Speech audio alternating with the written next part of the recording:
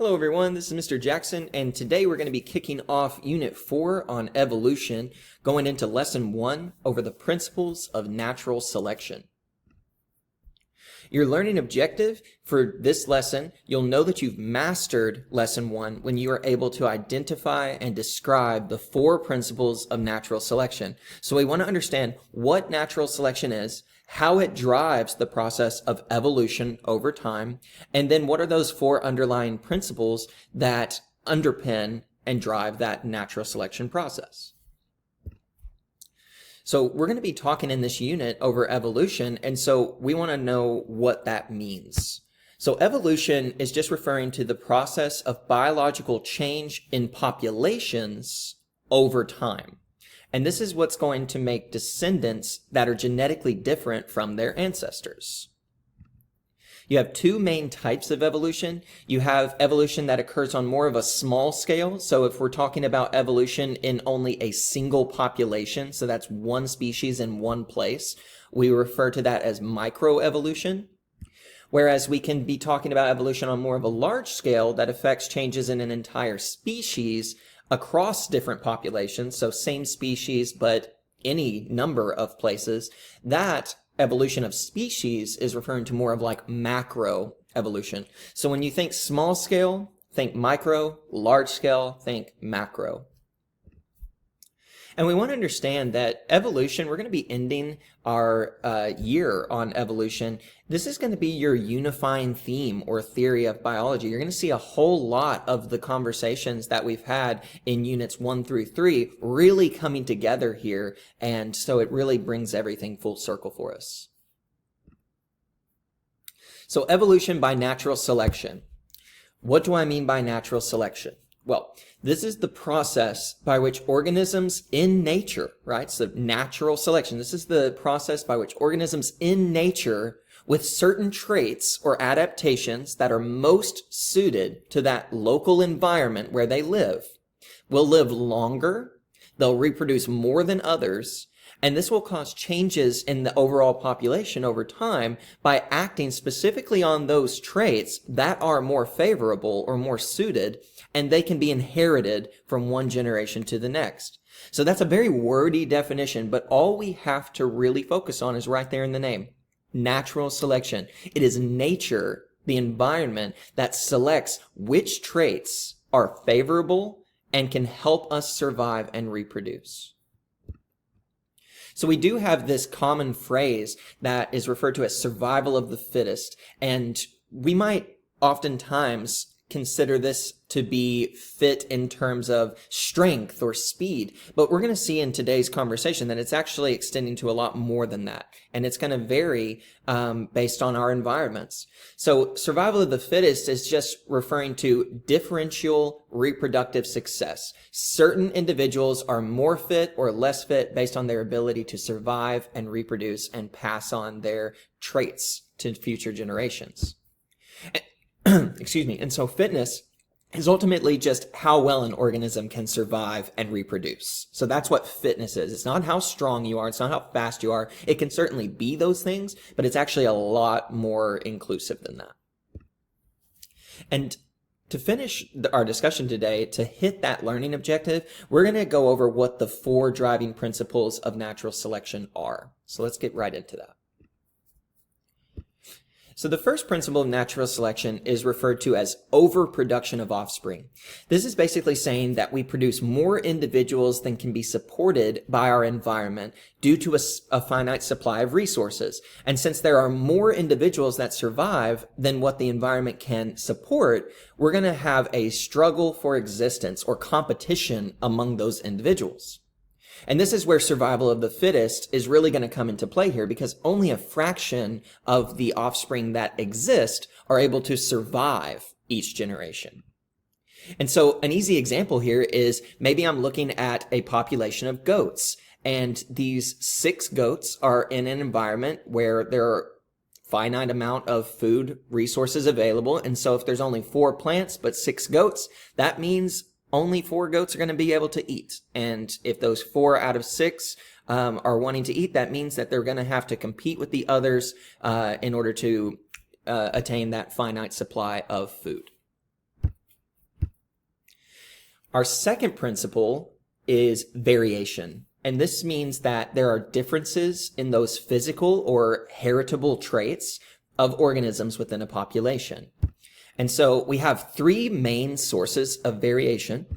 We have random mutations. This is something we're going to cover in more detail in lesson 2. But for now, we just want to understand that's actually the ultimate source of all the variation that we would see between individuals. Are these just random mutations that we basically, play out in the environment to see if they are effective or, positive mutations or ones that are not as favorable.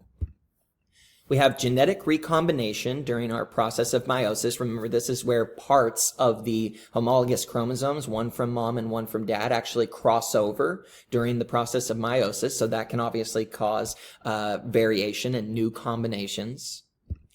And then finally, another thing that we're going to get to in lesson 2 is referred to as migration, or specifically gene flow.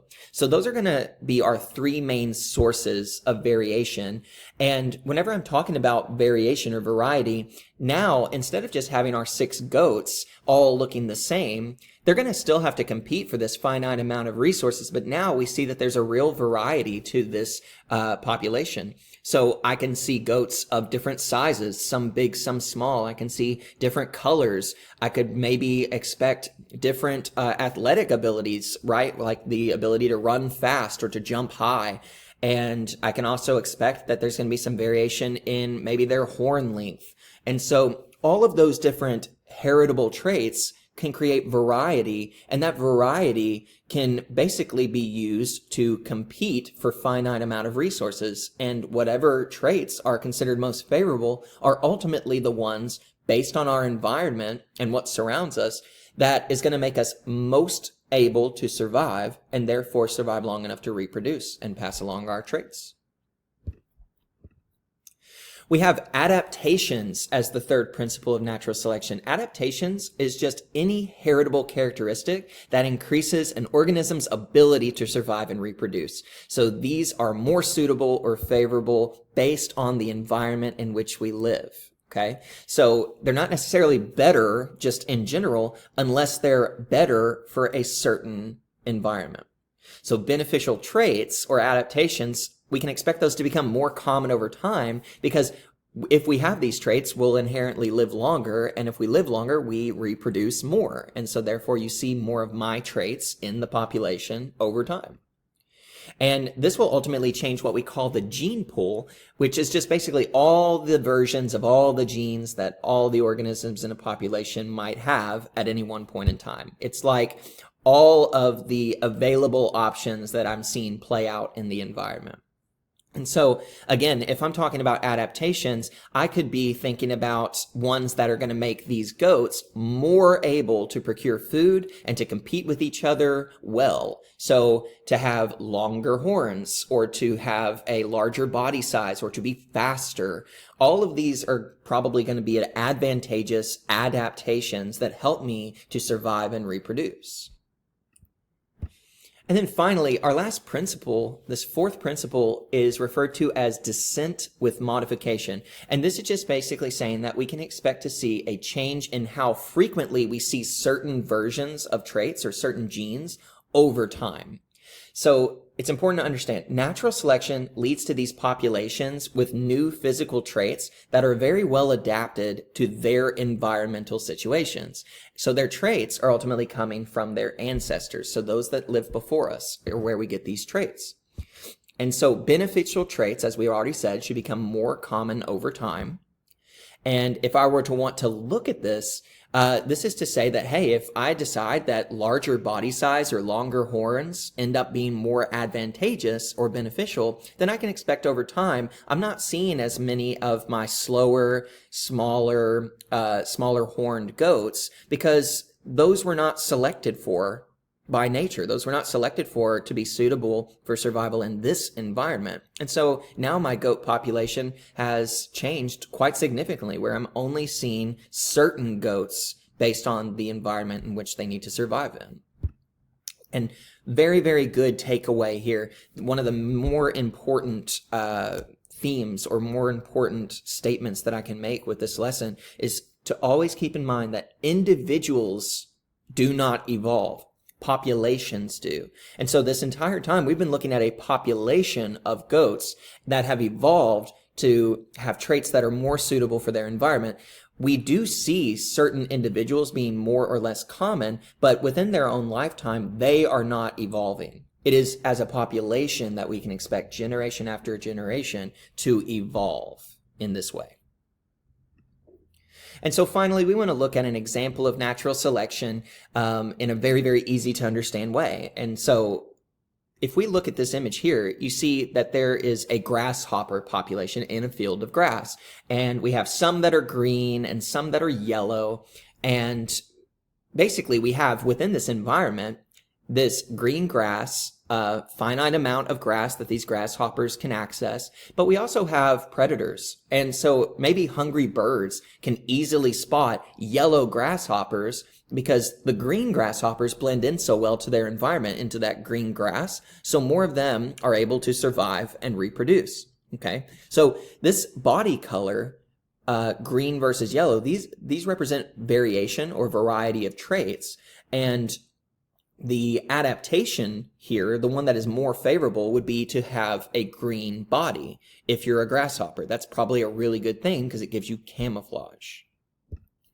And so over time, this descent with modification idea is that over time, because green grasshoppers are able to camouflage themselves well, they are going to become more common. Yellow grasshoppers are a lot more likely to be seen and eaten by birds. That means they weren't survived long enough to pass on their traits. And so they're less likely to pass their genes on to the next generation. Therefore, we're much more likely to see that the green grasshoppers are becoming more common and passing on their traits.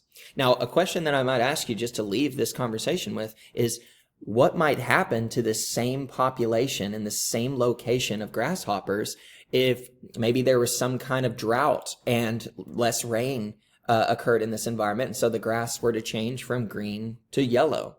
What might happen then in that same environment? Again, it's always survival of the fittest, being based off of nature selecting for what is most suitable. So it's not necessarily that green body color is always better. It's that in this case it is. And if the environment changes, so will be what is considered most fit. And so I hope you guys found this very beneficial as our initial discussion for evolution. We have discussed the principle of natural selection. Specifically, you want to be able to identify and describe what were those 4 main principles of natural selection and how do they contribute to evolution as a whole. And so we'll see you at the next one.